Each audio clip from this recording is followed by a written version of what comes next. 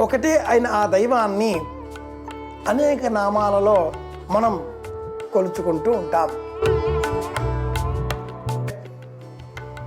దైవాన్ని దైవంగా మనం స్తోత్రం చేయాలి. ఏ దైవాన్ని మనం ఇష్టపడతామో ఆ దైవ రూపంలో భగవంత్ స్వరూపాన్ని సృష్టించి అర్చన చేస్తూ ఉంటాం. శక్తిని ఇలా గోపుర ఆకారంలో చక్కగా శ్రీచక్ర రూపంలో కూడా కొందరు ధరిస్తూ ఉంటారు. దేవతా స్వరూపాన్ని ఎప్పుడూ కూడా ఆభరణాలుగా మార్చి మనం ధరించకూడదు. లోకం పట్ల ఆకర్షణను పెంచి పోషిస్తాయి.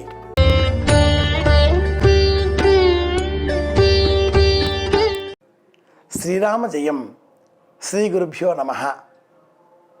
దైవం ఒకటే అయిన ఆ దైవాన్ని అనేక నామాలలో మనం కొలుచుకుంటూ ఉంటాం, అర్చన చేస్తూ ఉంటాం, పూజలు చేస్తుంటాం.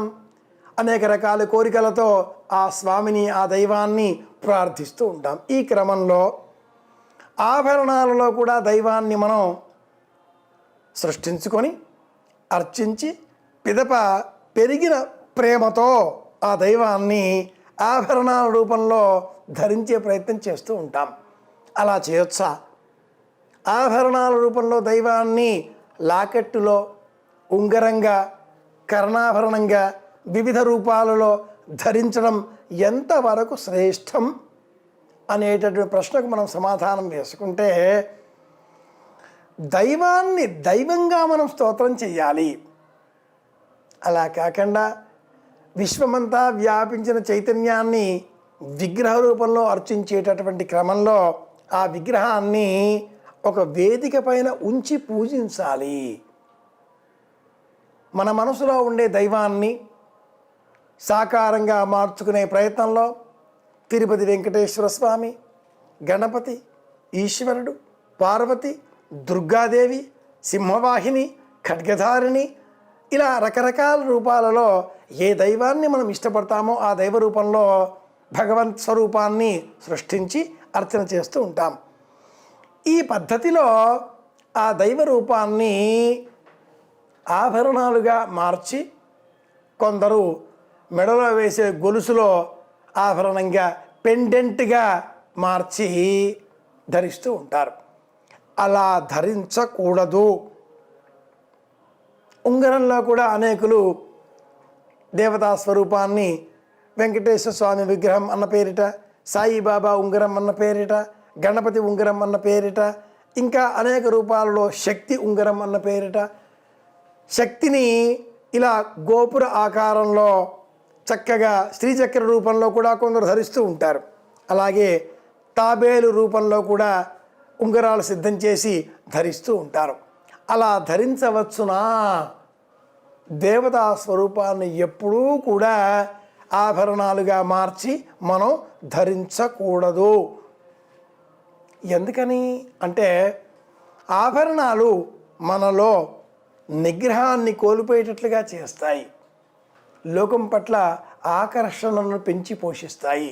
డబ్బు కావాలి, సంపద కావాలి, ధనం కావాలి, వజ్రాలు కావాలి, వైఢూర్యాలు కావాలి, అనేక వాహనాలు కావాలి, అనేక ఇళ్ళు కావాలి, కార్లు కావాలి, మేడలు కావాలి, మిద్దెలు కావాలి, ఆభరణాలు కావాలి.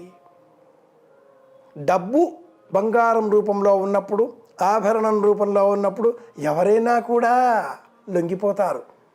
అలా కాకుండా మనల్ని కాపాడేటటువంటి పరమదైవం ఎవరినైతే మనం పూజిస్తున్నామో ఆ దైవ స్వరూపం, అలాంటి దైవస్వరూపాన్ని ఆభరణంగా ధరించడంలో స్వామి నా హృదయంలో ఉన్నాడు అనేటటువంటి భావన కోసం పలువురు ధరిస్తున్నారు. కానీ హృదయంలోన ఉన్నాడు అనే ఆలోచనను స్థిరపరచుకోవాలి. బాహ్యంగా ఉండేటటువంటి ఈ ఆభరణం మనం స్నానం చేస్తాము, స్నానం చేయము, అనేక కాలకృత్యాలను తీర్చుకునేటటువంటి సమయంలో పోవలసిన అనేక వివిధ అవస్థలలో ఉంటాము. యజ్ఞోపవీతార్హత కలవారే ఆ యజ్ఞోపవీతాన్ని ఇలాంటి సందర్భాలలో చెవికి చుట్టుకొని కాపాడుకుంటారు. అలాంటప్పుడు ఈ మెడలో వేసుకునే లాకెట్ను ఎలా భద్రపరచాలి? ఎవరెవరికో మనం కరచాలనం అందించే నిమిత్తమై చేతిని ఇలా చాచి వారికి మన చేతిని అందిస్తూ ఉంటాం.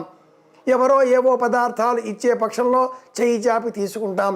ఈ చేతికి ఉండేటటువంటి భగవత్ స్వరూపం, అంతటా ఉండే భగవతత్వం అన్న ఆలోచన వేరే, అది వేదాంతపరమైనది. కానీ ఆ దైవాన్ని మనం ఇలా ఒక ఆభరణంగా మార్చినప్పుడు మట్టుకు అది చాలా విరుద్ధమైన ప్రయోజనాలను మనకు చేకూరుస్తుంది. కనుక శాస్త్రబద్ధంగా దేవతారాధన చేసేటటువంటి పక్షంలో దేవతా విగ్రహాలను ఆభరణాలలో ఎప్పుడూ ధరించకూడదు. దైవాన్ని దైవం స్థానంలో ఉంచి అర్చించే ప్రయత్నం చేద్దాం. ఆరోగ్యాన్ని కాపాడుకుందాం, అందరి క్షేమాన్ని కోరుకుందాం. మళ్ళీ కలుసుకుందాం. మీ వెంకటరమణయ్య గారి పెద్ద అబ్బాయి కాకునూరు సూర్యనారాయణమూర్తి. శుభమస్తు.